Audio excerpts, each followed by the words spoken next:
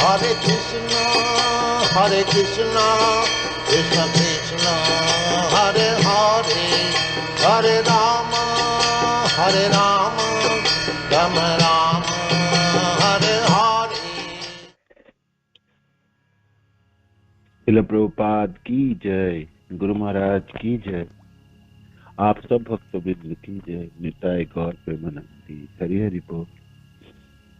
जप सुधारने की कला सत्र पे हम वृंदावन स्थित होकर नाम जपने के प्रयास या वृंदावन में अपने मनों को रख के नाम जपने के प्रयास के बारे में सुन रहे हैं। आसक्ति किस स्तर है नाम जपने का। नमासक्ति, अतो श्रद्धा, ततो साधु संग, ततो भजन क्रिया, ततो अनक्त निवृत्ति सा, ततो निष्ठा रुचि तथा आसक्ति। आसक्ति के स्तरों पे नाम जपने के। तो वृंदावन में स्थित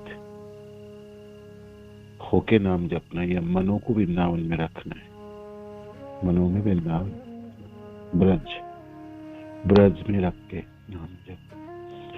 तो नामों के आसक्ति के स्तर है, नामों के आसक्ति के स्तर है। तो हम प्रयास आप करेंगे दे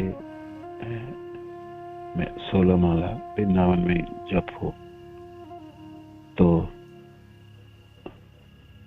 कभी कभी 2 माला होगी एक जगह में, कभी 4 माला, कभी ऐसे करके 8 माला होगी, फिर 12, फिर 16, इस तरह से कर पाएंगे। 2 घंटा मनों को रखना वृंदावन में बहुत ही असंभव सा लगता है, नहीं? किंतु दिनों दिन हम वृंदावन के बारे में श्रवण करें और वृंदावन में स्थित जो जगह है वो सबके बारे में श्रवण किया जाए तो स्वाभाविक रूप से वृंदावन के प्रति आपकी आकर्षण बढ़ जाएगी। श्रवणों में अद्भुत शक्ति होती है। किसी स्थलों की प्रभाव तथा महिमा जब हम जान लेते हैं तो हमारी अंतरकरणों में, हृदय में उनके प्रति भावना जागृत हो जाती है। द्वादश आदित्य टीलाओं में अब जब आप वृंदावन जाएंगे तो अवश्य ही श्रवण किए तो सनातन गोस्वामी पाद याद आएंगे। सनातन गोस्वामी पाद के भजन कुटीर, मदन गोपाल जी के कुटिया, अब तो मंदिर नहीं हुआ करता था, बाद में रामचंद्र कपूर ये मंदिर बना के दिए जो आज मंदिर आप देखते हैं। औरंगजेब ने जिस समय सारे हिंदू मंदिरों को तोड़ने के लिए कोशिश की है, और तो यहाँ के स्थित भगवान मदन गोपाल जी को पुजारी ने पहले तो राधा कुंड ले गए और फिर राधा कुंड से कुछ दिन रहने के बाद बीच बीच में ठहराते गए और बाद में जयपुर, तो आज के मदन गोपाल जी। अब जयपुर में मदन गोपाल जी के मंदिर भी है जहाँ पर वो विराजमान थे। बाद में जयपुर के राजा के पुत्री की बिटिया मदन गोपाल जी के प्रति बड़े आसक्त थे। उनकी जब विवाह हुए तो मदन गोपाल जी को करौली प्रदेश में उनके विवाह हुई राजपुत्र से होकर गोपाल करके थे उनके राजा। तो उन्होंने अपने साथ ले गए ससुराल भगवान को। भक्त के अधीन रहते हैं कृष्ण, है ना। तो जहाँ जो प्रेम करेंगे तो उनके साथ चल देंगे। तो आज करौली में विराजमान है। बीच में मदन गोपाल जी जब वृंदावन में मंदिर बनी तो मदन गोपाल जी अकेला ही विराजमान थे वहां। राजा प्रताप रुद्र के पुत्र के नाम थे पुरुषोत्तम जान। वो भी महान भक्त थे अपने पिता की तरह। तो उन्होंने उसके बाद गोविंद जी की भी स्थापना हुई। रूप गोस्वामी गोविंद जी की भी स्थापना की, मंदिर गोविंद जी की भी ढूंढ के निकाले और गोविंद जी की भी स्थापना हुई और पूजा अर्चना शुरू हुई। तो खबर पहुंची जे दोनों भगवान राधा रानी की विनय में खड़े हैं। तो उन्होंने दो राधा रानी भेजे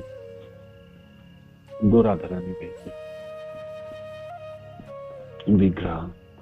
तो विग्रह जब ब्रज में पहुंचने वाले हैं वृंदावन में, तो मदन गोपाल जी पुरोहित पुजारी को सुखानंद सुबोलानंद से पुजारी उनको कहते हैं सपने में, ये जो दो राधा रानी लेके आए ना, ये दोनों राधानी, उसमें से एक छोटा सा वो तो राधा रानी है ना, उसको तो मेरे बाएं में स्थापित करो, और दूसरी बड़ी जो है वो राधा रानी नहीं है, वो तो ललिता जी, उसको मेरे दाहिने में स्थापित करो।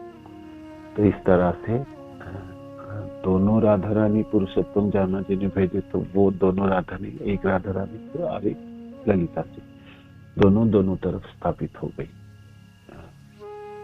मदन गोपाल जी के दोनों तरफ स्थापित हो गई। तो ये करौली में दर्शन मिलेंगे। बीच करौली में राजमहलों में है ना, मंदिर की चूड़ा नहीं है, मंदिर की तीन भाग है। बीच पे ये मदन गोपाल जी और दोनों तरफ, एक तरफ ललिता जी, एक तरफ राधा रानी। उनके अपने विग्रह, वहाँ के राजा के अपने विग्रह, गोपाल जी और वो भी राधा रानी जी, तो एक बाएं की तरफ है, दाएं में और एक विग्रह है। तो तीन विग्रह है, 3 ऑल्टर है। विशेष करके राजमहलों, करौली के राजप्रसादों में, राजमहल जहाँ भगवान की राजधानी। तो ये मदन गोपाल जी की कथा। और द्वादश आदित्य टीलाओं में सनातन गोस्वामी पाद के विग्रह, वो विग्रह तो नहीं है, वो साक्षात ब्रजेंद्र नंदन, विग्रह न हो तुम्हें, साक्षात ब्रजेंद्र नंदन।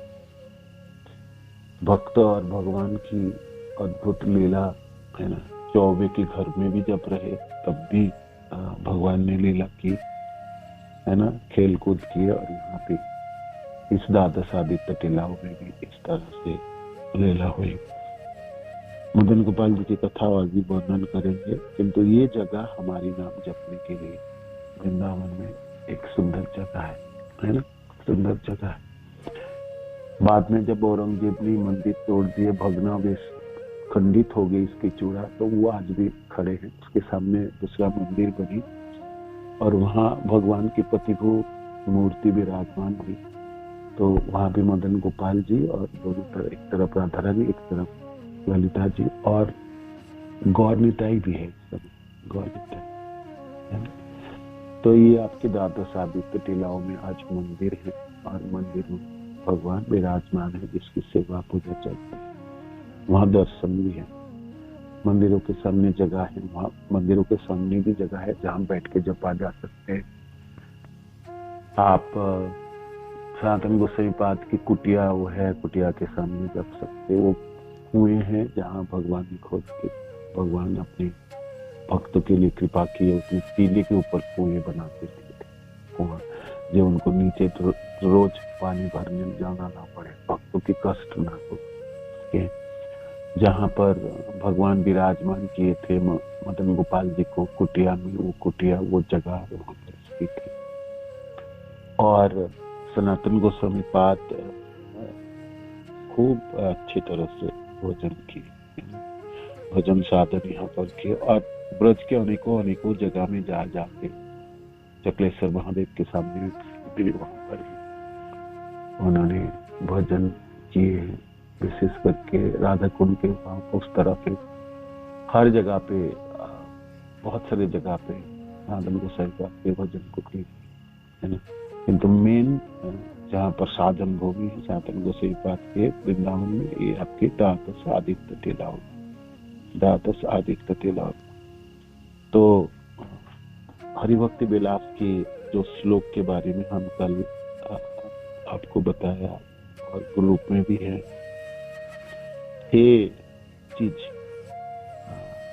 6 कुंजी के वर्णन किए सनातन गोसाई बाबा हरिभक्ति विलास में अध्याय 17 श्लोक संख्या 192 है, वो आपकी हरिभक्ति विलास में वर्णित है। तो 6 कुंजी आप कहे या 6 टेक्निक है ना, तो वो आपने यहाँ पर हरिभक्ति विलास में वर्णित। तो जो 6 कुंजी हैं जो सनातन गोस्वामी नाम जपने में परफेक्ट हो सकते, एक साधक या जप में पूरा आसक्त हो सकते हैं, तो वे 6 चीज हैं। मनः सम्मरणम, शौचम, मौनम, मंत्रार्थ चिंतनम। मनः सम्मरणम, शौचम, मौनम, मंत्रार्थ चिंतनम।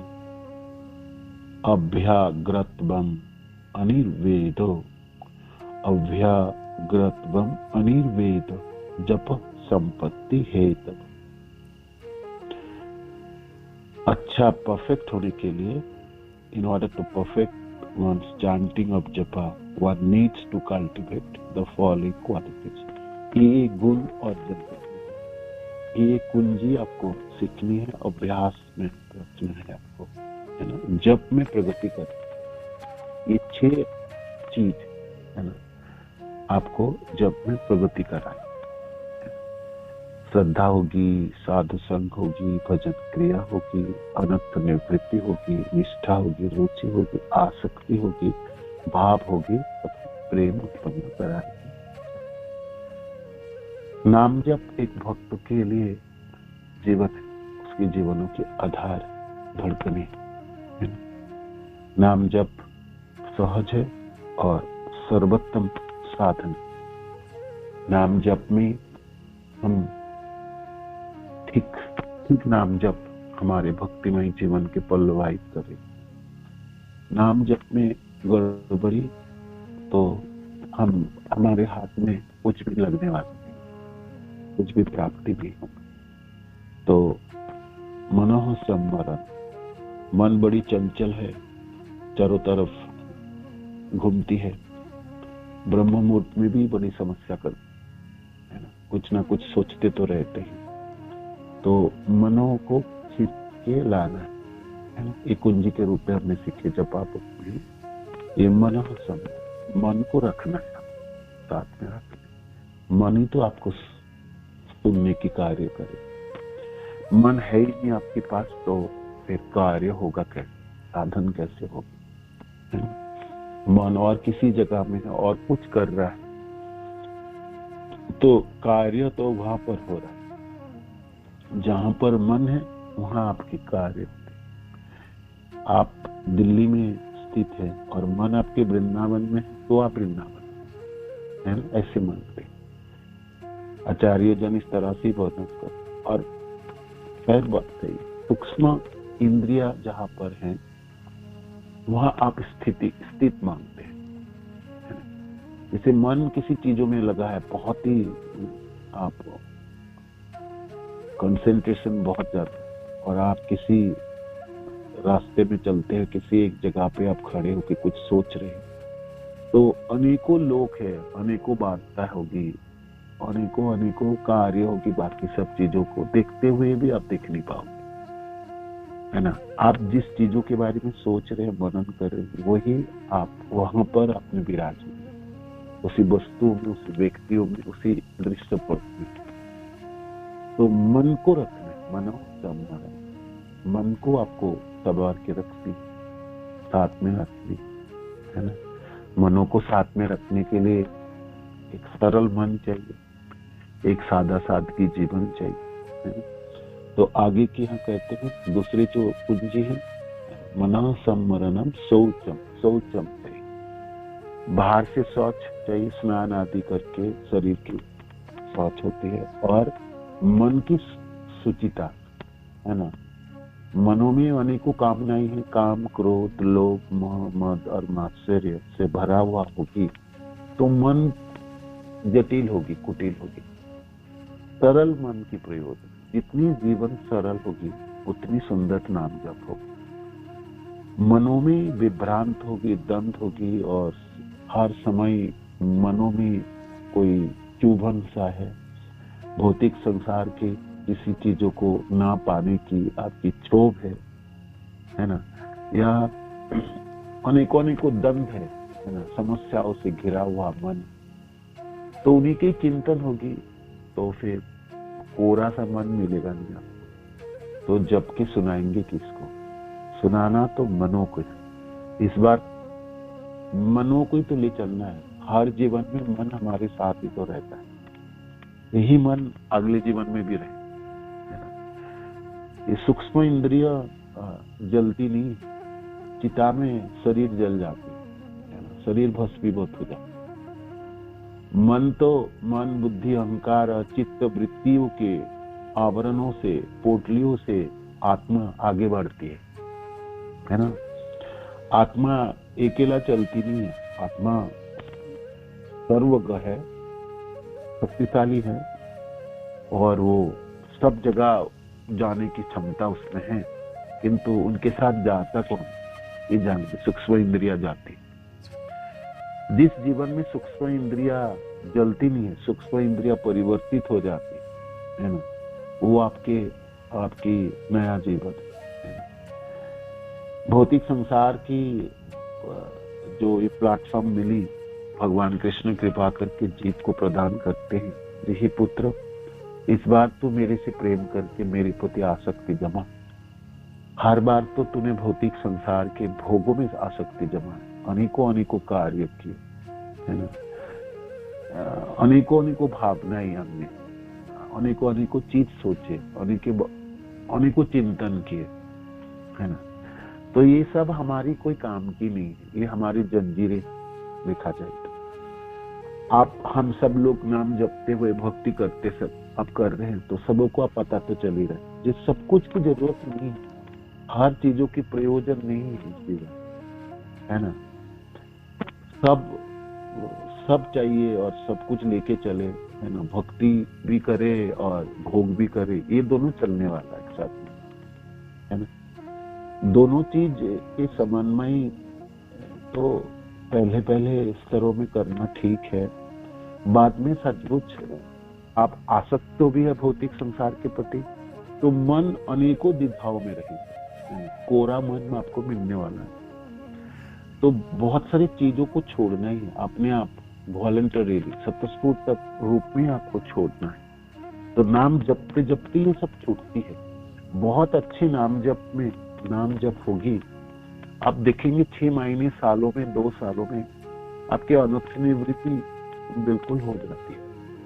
अनर्थ शब्द का अर्थ है जिसका अर्थ नहीं है, जो कोई काम की चीज नहीं है ना, जो आपके बंधन को बढ़ाने वाला है वो अनर्थ है। भौतिक संसार के आसक्तियों की ग्रिप को दृढ़ करता है वो अनर्थ है ना। जकड़ा हुआ मन वो अनर्थ है। जपने की लिए शक्ति ही नहीं है, जपने में मन को रख ही नहीं पा रहा हूं वो अनर्थ है। मन कहां पर पहुंच रहा है वो अनर्थ है। जपते समय नाम जप ना सुन के मन और किसी जगह पहुंच रहा है वो अनर्थ है।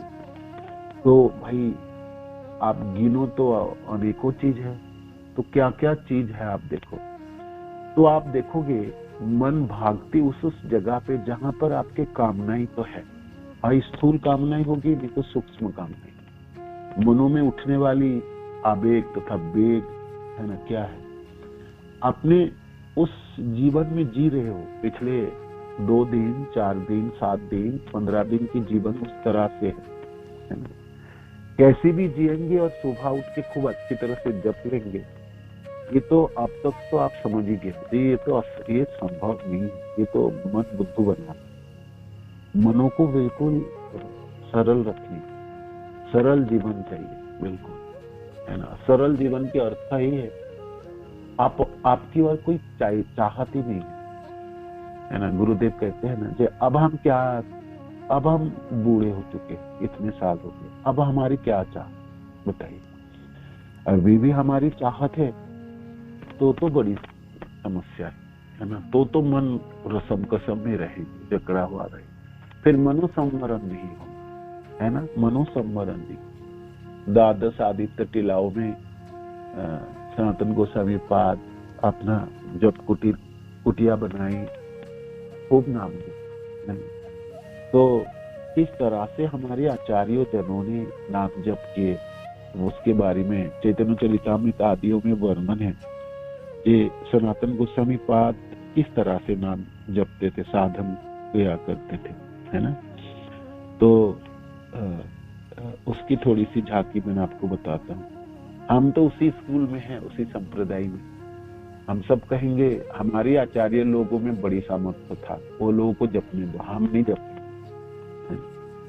देखो जी, किसी संप्रदाय की शिक्षा दीक्षा पढ़ाई तो उन्हीं सब लोगों ने सिखाए, ये हमारे आचार्य है। सनातन गोस्वामी पाद भी हमारे आचार्य है, गुरु परंपराओं में, है ना, आचार्यों के रूप में है। रूप सनातन, हम लोग रूपानुग है, रूपानुग। हम बोलते हम रूप गोस्वामी पाद जिस तरह से सिखाए हमको, उन्हीं के रास्ते पे चलते हुए हमने साधन प्रक्रिया को संचालन करेंगे। तो नामों में क्या आसक्ति थे हमारे आचार्य जनों को, है ना। थोड़ा सा आपको एक दो श्लोक में आपको पढ़ के सुना दो, है ना। कैसे रहा करते थे ब्रज में ये सब लोग, है ना। माने वृंदावन वास कैसे करते थे, है ना। बहुत सारे भिक्षा मांग के इकट्ठा करके रोज फीस्ट करते थे, या क्या इन लोगों की जीवन क्या थी। तो महाविरक्त सनातन भ्रमेन बने बने, प्रति वृक्षे प्रति कुंजे रहे रात्रि थी। वनों में घूमते थे, किसी मिट्टी के बनी हुई या पत्थरों में बना हुआ किसी घरों में नहीं रहते थे, और पूरे जीवन भर भी रहे। सनातन गोस्वामी पाद लंबी दौर तक ब्रज में रहे, तब तक तो आश्रम आदि में मंदिर आदि सब बन चुके थे, किंतु कहीं भी वो जाया करते थे, रहते थे तो वृक्ष के नीचे रहते थे, और नहीं तो कुंज में रहते थे, घरों में नहीं रहे, है ना। तो बहुत बड़ी स्टैंडर्ड है ना। क्या है, महाविरक्त, और घूमते थे ब्रज में, एक जगह से दूसरे जगह भ्रमण करते। महाप्रभुर जतो बड़ो बड़ो भक्त मात्र, रूप सनातन सबार कृपा गौर पात्र। जितने बड़े बड़े भक्त है, जितने भी महाप्रभु के पार्षद जन है, नीलाचल हो, मायापुर में है, सब जगह सब बड़े बड़े भक्त रहा करते, सब सनातन गोस्वामी पाद को बड़ी सम्मान करते थे, है ना। प्रेम तथा सम्मान के वो पात्र थे सनातन गोस्वामी पाद। कहो तहा कई छे रहे रूप सनातन, कहो तहा कई छे रहे रूप सनातन कैसे रहते हैं वृंदावन। कै छे रहे, कै छे वैराग्य, कै छे भजन। किस तरह रहते हैं, किस तरह से विरक्त थे, और किस तरह से अपने नाम जप तथा साधन करते थे इस वृंदावन में। कै छे अष्टपहर करें श्री कृष्ण भजन, तबे प्रशंसिया कहे सही भक्तगण। महाप्रभु पूछते थे, क्या सनातन मेरे सनातन, ऐसे महाप्रभु कहते थे, क्या करते हैं वृंदावन, आप बताओ, आप सब लोग तो वृंदावन से आए हो, कैसे भजन करते हैं, कैसे रहते हैं, कैसा विरक्त है ना, किस तरह से। अनिकेत दुहे बने जत वृक्षगण, एक एक वृक्षेर तले एक एक रात्रि शयन। अनिकेत है, निकेतन नहीं, किसी घरों में नहीं रहते थे। तो वनों में जितने जितने पेड़ है, हर वृक्षों के नीचे रहा कर, मैंने ब्रज में जितना वृक्ष है सब वृक्षों के नीचे वास किए होंगे ये रूप और सनातन गोस्वामी पाद। तो वृंदावन में जितने भी वृक्ष आज भी विराजमान है, तो अवश्य रूप सनातन गोस्वामी पाद वहां पर बैठ के नाम जपे हो। ऐसा कोई वृक्ष नहीं है जो उन्होंने नहीं जपे होंगे उसके लिए। भांडेरवन के बट हो, है ना, बट वृक्ष हो, बेनुकूप के आसपास के बट वृक्ष हो, महावन के जितने भी वृक्ष आदि हो, कुंज हो, सब वन, खादिर वन हो, वेल वन में, जो भी उस जमाने में तो बहुत सारे वृक्ष हुआ करते थे, वन ही था। सब वृक्ष के नीचे बैठ के नाम जपे, है ना, नाम जपे। करोया मात्र हाथे कथा कांथा छेड़ा बहिर्वास, करोया मात्र हाथे कांथा छेड़ा बहिर्वास, कृष्ण कथा कृष्ण नाम नर्तन उल्लास। तो करोया मात्र हाथे, हाथ कमंडल लिए रहते, सिर्फ पानी पीने के लिए वही जल पात्र है करोआ, या भिक्षा पात्र है, वही भिक्षा पात्र है, वही जल पात्र, एक कमंडल। और एक कांथा छेड़ा और फटी गुदड़ी, है ना, पोड़ते थे। वृंदावन के ठंड बहुत भयंकर है, आज सब हम जानते हैं। ऐसा नहीं है उस जमाने में ठंड नहीं थी वृंदावन में, उस जमाने तो और ज्यादा हुआ करता, वृक्ष हुआ करता है ना। तो फटी हुई गुदड़ी थी उनके पास, और बहिर्वास भी फटा हुआ, धोती होती, आधा धोती है, कॉपिन फटे हुए चीज। कृष्ण कथा कृष्ण नाम नर्तन उल्लास, निरंतर कृष्ण कथाओं में दोनों भाई एक साथ रहे तो एक भाई बोलेंगे, दूसरे भाई सुनेंगे। ज्यादा से तो रूप गोसाई पाद बड़े भाई से सुनते थे। बड़े भाई सनातन गोसाई पाद को अपने बड़े भ्राता अग्रज मानते, पिता तुल्य सम्मान प्रदान करते थे रूप गोसाई पाद। तो घूम घूम के दोनों भजन करते थे। तो कोई किसी दिन सनातन गोसाई पद राधा कुंड में, तो गोसाई पद वृंदावन में, कभी तो नंदगांव के बरसना की तरफ कोई चले गए, तो कोई इस तरफ आ गए, महावन की तरफ आ गए। तो मिलते, जब भी मिलते हैं तो दोनों बीच में कृष्ण कथा कृष्ण नाम नर्तन उल्लास, निरंतर कृष्ण कथा कृष्ण नाम उच्चारण। अष्टपहर नाम कीर्तन, 8 पहर, 1 पहर 3 घंटे की है, अष्टपहर तो 24 घंटे हो गई है ना। 1 प्रहर शयन करते थे, मैंने 4 घंटे की शयन था, निद्रा। जैसे हम लोग 6 घंटे सोते हैं, तो हमारे आचार्य से 4 घंटे, मैंने उनकी स्टैंडर्ड थी, है ना, रोज की। किसी किसी दिन तो अष्टपहर कृष्ण भजन 4 दंड शयने, नाम संकीर्तन से नहीं कनु दिन। अष्टपहर कृष्ण भजन, निरंतर नाम जपते हैं, निरंतर नाम जपते हैं। और 4 दंड शयन, 4 दंड शयन कर, नाम संकीर्तन से नहीं कनु दिन। किसी किसी दिन नाम कीर्तन में इतना उल्लासित हो जाते, इतने आनंदित रहते हैं, नाचते गाते, तो वो 4 दंड भी सहन नहीं करते, वो भी नहीं सोए, जाग गए पूरे रात, है ना। जैसे कभी कभी हम एकादशियों में भक्तजन साधक जन पूरे रात्रि नाम जप करते हैं। तो ये तो सनातन गोसाई पाद, रूप गोसाई पाद, तो उनकी तो लगभग 2 दिन 3 दिन के बाद रात्रि जाए कर लेते थे। कभु भक्ति रस शास्त्र करे लिखन, चैतन्य कथा सुने करे चैतन्य चिंतन। भक्ति शास्त्र की रचना करते हैं और महाप्रभु के बारे में सुनते हैं। महाप्रभु के बारे में सुनने के लिए बड़े राग रहते। कोई भी भक्त जगन्नाथपुरी से आए, कथा सुनाओ, कथा सुनाओ, महाप्रभु के बारे में सुनाओ, महाप्रभु के चिंतन और श्रवण। यही कथा सुनी महांतेर महासुख हई, चैतन्य कृपा जारे काहे की विस्मय। महाप्रभु की कृपा पात्र थे दोनों, है ना। दोनों क्या, ये पूरे परिवार ही कृपा पात्र थे। सनातन गोसाई पाद, रूप गोसाई पाद, अनुपम जी की तो अप्रकट हो गए थे, शरीर जल्दी छूट गई, तो उनके पुत्र जीव गोस्वामी, एक ही परिवार से 6 गोस्वामियों से तीन आए एक ही परिवार से। ये परिवार धन्य थे, महाप्रभु की कृपा धन्य थे।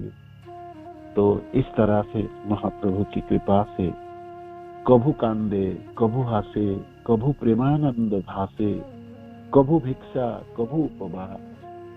कभी तो रोते थे और कभू हंसते थे, कभू उपवास करते थे। ही नहीं, भिक्षा मांगने के लिए समय ही नहीं, जाएंगे नहीं, है ना। अब तो मदन गोपाल की स्थापना हो गई, मदन गोपाल जी के सेवक, है ना, कृष्णदास ब्रह्मचारी करके एक ब्रह्मचारी, उन्होंने सेवा दे दी कि आप सेवा करें, है ना। सेवा करने की, आप तो सेवा अब वो नहीं है भाई भिक्षा मांगेंगे तो मदन गोपाल की भोग लगेगी, बाटी खिलाऊंगा, है ना। अब तो मंदिर हो गई, 56 भोगों की व्यवस्था हो गई, अच्छे पुजारी भी प्राप्ति हो गई, सेवा कार्य सौंप दी। सनातन गोस्वामी पाद अब भजन करने लगे। हमारे आचार्य लोगों ने पूरे जीवन भर नाम जपे खूब अच्छी तरह से, और अंतिम दिनों में कहते हैं आप तो मैं नाम जपूंगा। मानो कि किसी ने पूछा भाई आप लोगों ने फिर क्या नाम जपे नहीं थे क्या, है ना। पूरा जीवन तो ग्रंथ रचना की, लुप्त तीर्थ को ढूंढ के निकाले, भगवान विग्रह आदि को स्थापना, इसमें बहुत सारे समय बिताए ना, तो अब तो सिर्फ नाम ही जपेंगे, है ना। नाम जपने के लिए पूरा समय होना चाहिए ना, तब तो कम समय था। तो अब घूमते घूमते चारों तरफ सिर्फ नाम ही जपते, कभू कांदे। और नाम जपने की स्तर क्या होगी, प्रेम की स्तर है ना, सब प्रेम के स्तरों में है। एक तो गौरांग पार्षद है, एक ब्रजवास है, और सुंदर से जीवन है ना। कोई झंझट ही नहीं है, कोई संग्रह नहीं है, कोई आश्रम नहीं है, कोई धन नहीं है जो चोरी होने की डर है। क्या चोरी होगा, चोर क्या चोरी करके ले, वो कुमंडल, वो करवा ले जा, या वो गुदड़ी जो फटा हुआ, उसको कौन उठाने वाला, कोई ना उठाने वाला। और घर तो है ही नहीं, और कोई वस्तु है ही नहीं उनके पास संग्रह, तो डर किस चीजों की। ये ताले वाले भी, कोई ताला वाला लेके नहीं चलते थे हमारे आचार्य, ये घर में लॉक लगा दो और भाई कोई सामग्री रखा, कुछ ना था, कुछ नहीं। और पूरा जीवन भर नहीं, ऐसा नहीं है। रूप गोस्वामी पाद उस समय, या सनातन गोस्वामी पाद आचार्यों के रूप में स्थापित हो गए थे। पूरे ब्रज के लोग इतने प्रेम करते थे इस दोनों भाइयों से, लोग बेवल हो जाते थे। सनातन गोस्वामी पाद की एक झलक देखने मात्र से बाबा जी से बात करेंगे, प्रणाम करने के लिए, है ना, खड़े रहेंगे। जितनी भी दुकान जो व्यवसाय करते थे ब्रज में, बच्चे हो, बूढ़े हो, स्त्री आदि हो, सब लोग बाबा जी आए दर्शन करने के लिए, सब लाल आए, उठ खड़े हो जाएंगे सब, और सब लोग बोलने के लिए तत्पर है, प्रणाम करेंगे, दंडवत करेंगे, कुछ बातें करेंगे। सबके प्यारे थे। सनातन गोस्वामी पाद के प्रति तो ब्रजवासी जनों से अद्भुत स्नेह थे, अद्भुत आसक्ति थे सब ब्रजवासी जनों के। सनातन है ना। बाबा जी कभू हासे कभू कांदे, कभू हासे, कभू प्रेमानंद भासे, कभू भिक्षा कभू उपवास। कभी कभी तो भिक्षा मांगते, कभी उपवास करेंगे। किसी दिन खूब रोते, रोए। कोई कहेंगे भाई क्यों रोते हो, कष्ट वगैरह है, शरीर में बीमारी हो गई, यंत्रणा आदि है।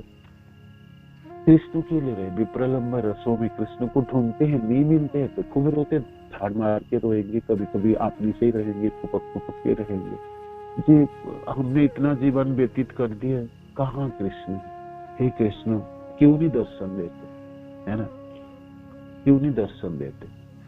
ये मिलनों की भक्ति नहीं है, हमारी समस्त आचार्यों की वियोगों की भक्ति है, और अयोग कहलाता है या वियोग कहलाता है ना।